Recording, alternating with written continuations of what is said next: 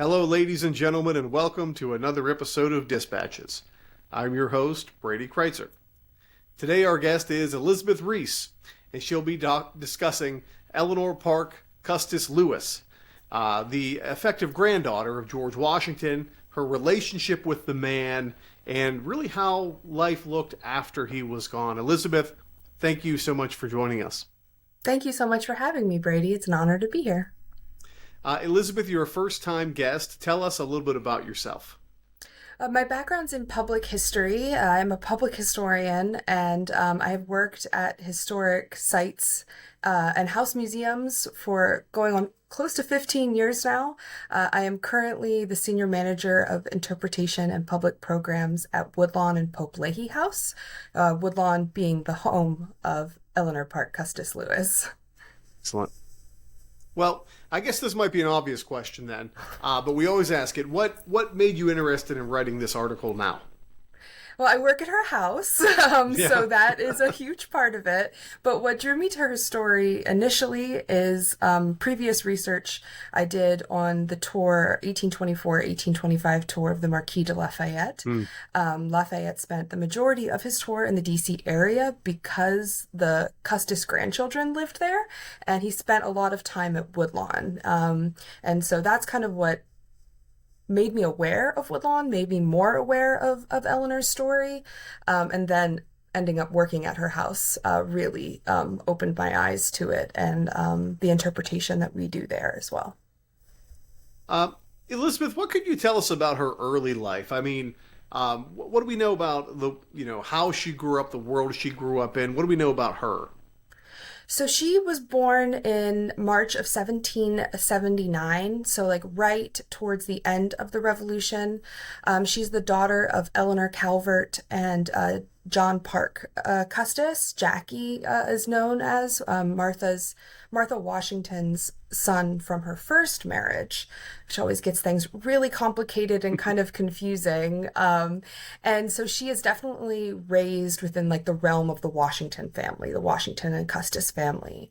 As Martha and George do not have children of their own, Martha's children, and then after they die, her grandchildren really effectively become Washington's parents. So she is raised in like the upper echelon of American, especially Virginia gentry society at this time as this nation is becoming a nation of its own. So she is in kind of rarefied air, I guess, so to speak. And we do know a lot more about her because of her connection to Washington, that a lot of things were saved. She was the youngest daughter. There are four children that her mother Eleanor, and Jackie have, and she is the youngest daughter, two older sisters, and her younger brother. And after her father dies in 1781, her and her younger brother are kind of formal adoption's not a thing in the 18th, 19th century, but they're kind of taken in by their grandparents and raised at Mount Vernon, which seems kind of like a weird thing to do, to separate siblings, but it was a lot more commonplace that family members would take in other family members, especially if someone was widowed. You know, Elizabeth, obviously I like all the articles we publish here at the Journal of the American Revolution. There's no doubt about that, but I love this article. I spend a lot of time with this because one of the things you do so well is kind of, you have to understand the expectations of what this woman's life is like from a young age throughout to really understand the whole breadth of it. So tell us, what's expected of her, George Washington's effective granddaughter. That's an enormous amount of pressure most people never encountered. So tell us a little bit about her life growing up, what that meant to be related to him. Being related to Washington kind of meant she is seen as a member of the Washington family. So everything she does is also an extension of who Washington is. And what happens in this time period is Washington's very aware that he is the first person to become president, and he is setting kind of the expectation for what the role of this position is. And that also extends for his family. And for women of this time period, kind of being hostesses. So she is very much sort of under the watchful eye of her grandmother of like how to be a proper Virginia lady. She's educated, but when we think of women's education in this time period, it's largely restricted to kind of womanly activities, using heavy air quotes, so to speak. So things like music and dancing, needlework, these were signs of like high accomplishments for women. Would also tied into another thing they were expected to do was to marry well. So it's even though she's so connected to Washington, it puts her in like a higher status, but the societal expectations for women of this time period, and especially for women of this class, are remain the same. She is going to be, as she gets older, she was raised in the plantation system. She's expected to be kind of continue that, and know how to manage a plantation, and manage the enslaved people of the household as well. So that is her expectations when it comes to women of this time period. Elizabeth, do we have specific examples, things you ran into, things that stand out to you where being so close to Washington had a profound effect, either maybe granting her opportunities as a child or even working against her in some cases? Do you encounter things like that in your research? Yeah, one thing that I think is really interesting about her connection to Washington, because she does have like three other siblings, and when you read all their letters, they all pretty much say how like equally close they were to him, and he's very Washington's very guarded in his letters. He knows that everything piece of paper he writes is going to be read 250 years later. So when we read them, we kind of have to have the expectation that he's kind of guarding himself. But through his actions, we can see how the closeness that he had to Eleanor in particular. She is the only member of the Custis family that is given the gift of land on the Mount Vernon property. In Washington's will, he dictates that the Dogue Run farm, which is one of the five farms of Mount Vernon, it's the furthest west farm of Mount Vernon, would be given to her and her husband. Another aspect of her closeness to Washington is and the influence of being so close to this in this family is the man that she ends up marrying. Her husband is Lawrence Lewis, who is George Washington's nephew. Again, like because they're related, but not really related. But there's a massive societal expectation of kind of having these Washington family and the Custis family, because Martha and George have no children of their own, to kind of bring these families together. Lawrence is kind of an interesting pick for her in her letters. She's a little bit of a flirt. She's rumored to be attached to many different men, including George Washington Lafayette, the Marquis de Lafayette's son, at one point, to which she, like, at the time writes, "Absolutely not. There's no way I would marry my dear brother George." But she writes a letter to her friend Elizabeth Bordley Gibson saying that she would never marry, she would become a spinster for life, and then a few months later writes another letter saying that Cupid struck me unexpectedly when she has decided to marry Lawrence Lewis. For all that we do know about her, we don't really know why she decided to marry Lawrence Lewis, but it does seem that his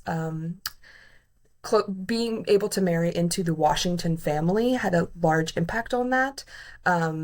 They were, again, after they were married, gifted land, which allowed her to remain physically close to her grandparents. She did not leave Mount Vernon until her grandmother died. So it's something that she kind of assumed her life would remain the same as it was at Mount Vernon by marrying someone of the Washington family, by marrying someone who is said to have looked an awful lot like him, which is a whole other thing to kind of dig into psychologically there. But her life does change. Lawrence Lewis is not George Washington. Lawrence Lewis does not have any sort of business mindset, any sort of management mindset, and nor does he have kind of the social clout that Washington had, that Eleanor grew very accustomed to, a very busy and robust social life. So when she marries Lawrence, her life is a lot more isolated than I think she anticipated, and the large trigger for this, or at least it doesn't come to really see how different her life is until George Washington dies. Right. You know, Elizabeth, you spent so much time with her personal effects and so much time researching her. Is it unfair to say that being Washington's granddaughter, being in that orbit, was the biggest part of her identity, or do you think that's going to take it too far? Because as we're going to see, things fall apart pretty harshly when he's gone. Yeah, I think it was the part of her identity she was the most proud of. Mm. And as a woman, it gave her kind of the most individuality because so few people could say that they were raised at Mount Vernon, that George Washington was their grandfather, or she refers to him as her great parent. So she knew that having that intimate view of Washington gave her some sort of like clout, so to speak. She and her siblings, all the same, had their homes filled with furniture, kind of anything from Mount Vernon to show that status that they were connected to him. They were maybe not biologically his heirs, but absolutely socially his heirs. She definitely later in life would write letters about what she, like her memories of Washington. She was very, very staunch in saying that he wrote the farewell address because she remembered walking into his office and seeing him work on it as a younger girl. And so it gave her a sense of importance when in a time of coverture and women had no legal visibility, had very little. Um, so let's get to really what's the heart of your article, Elizabeth. Washington dies. That's going to have, I think, short-term effects and long-term effects for her. Initially, what's kind of the reaction? Obviously, the country mourns, but what do we see from her? I think it's also important to note of like how sudden Washington's death was. It was Mm. completely unexpected. He was not ill. He was not particularly old. He was in good health. It was a very sudden loss. At the time, in December 14th, when he died, Nellie was living at Mount Vernon. She had gotten married to Lawrence Lewis on Washington's birthday, his very last birthday in February of 1799. I mentioned that he had added in his will to give them the property on the Mount Vernon estate. Later that fall wrote to Lawrence Lewis in 1799 saying, like, basically, you don't have to wait for me to die. I'm putting this in my will. If you want to start building, go ahead, but we're not kicking you out. So, like, there was no rush to leave Mount Vernon. They had returned from their honeymoon, and she had just recently had her first child and had had complications from the birth and was unable to leave her bed. So, while down the hall, her father figure, her grandfather, is actively dying, she is unable to attend to his bedside. So with Washington's death also comes the realization that, again, the Lewises knew this. They knew they weren't going to be able to stay at Mount Vernon, but then it becomes very clear that Mount Vernon is going to pass through the hands of the next, like, eldest Washington heir, which is not Lawrence Lewis. It's Bushrod Washington. Lawrence Lewis is through Washington's sister and is like the middle son of the second marriage. So he's not like in a space that he's going to inherit anything. So then there's this realization that, okay, well, maybe we can stay here until Martha passes away, which hopefully wouldn't be soon. But the loss of her husband, she dies just little over a year later. And so then, while mourning and having a young family, Eleanor and her husband and her children have to move to Woodlawn, which is largely unfinished at this time, and within eyeshot of Mount Vernon too. So, adding kind of like the physical layer of grief as well, where you're mourning your parent, and then you can see you're also mourning your home, the only place that you have like really spent time in, with a husband who's turning out to be not perhaps the person that she thought that he would be. And he was 12 years older and suffered from frequent eye infections and gout. So during this time period after Washington dies to Martha's death, Eleanor finds herself in the position of kind of more of a nurse and a caretaker, both for her husband, for her children, and her grandmother, rather than a 19-year-old woman, what she was. That's her age alone is remarkable. There's there's almost an initial trauma of displacement. Like when Washington dies, everything changes for her, but that's going to continue, right? So tell us kind of. I hate to use the word downward spiral, but it's kind of what we see, right? Would you agree? What happens there? Yeah, once they move to Mount Vernon, they're even further away from society. City of Alexandria, which is the closest, largest city to Mount Vernon, is still 10 miles from Mount Vernon. They're 3 miles out from that. Today, it's Northern Virginia, so it still takes about a half hour to drive there. But Right. like in 18th century and early 19th century Virginia, that's an even farther journey. So she's not going into town, and people aren't coming to see her. She's mourning her family. She's also mourning children that she loses. She suffers numerous miscarriages, which even to this day is a sense of grief that women that can be uncomfortable talking about and expressing, and it's very misunderstood. It's a very more of a private grief that had to be carried, and she also loses children throughout this time period. Out of the children that they have, only one of them outlives her, and it seems that the kind of emotional trauma of losing both George and Martha Washington, somewhat suddenly, kind of influences how she parents. Um, Her children become her like sole form of joy, and is like what we I guess would call a helicopter parent these days, is kind of very overbearing and very overly concerned with any sort of health. When her daughter Agnes passes away, she sends her daughters to school in Philadelphia. Agnes is in Philadelphia. Eleanor hears from her friend Elizabeth that Agnes isn't doing well. She asks Lawrence to go and see her, and Lawrence forbids her from going, which she Mm. refuses to forgive him for her to be able to. She firmly believed that if she was there, she would have been able to nurse Agnes back to health, which I also think is indicative of the death of Washington. She was not able to be there. So you can kind of see these patterns going through in her life. So saying a downward spiral is, I don't think, a tall order to say. She's often referred to, the collection of her letters, which is why we know so much about her, is titled Washington's Beautiful Nellie. And that's how she's seen in her youth, but that's a very brief kind of snapshot of her life when you look at the remaining years. She doesn't die until 1852, so that's a quite a long time and quite a lot of losses to carry with her. Yes, I'd encourage anyone watching or listening, visit the Journal of the American Revolution website, allthingsliberty.com. Search for Elizabeth's article. It's really fantastic. So, Elizabeth, this is the question we always end with on this show. I think it gets to the heart of the matter in terms of what we do as historians. How do you think this article helps us understand the Revolutionary Era better?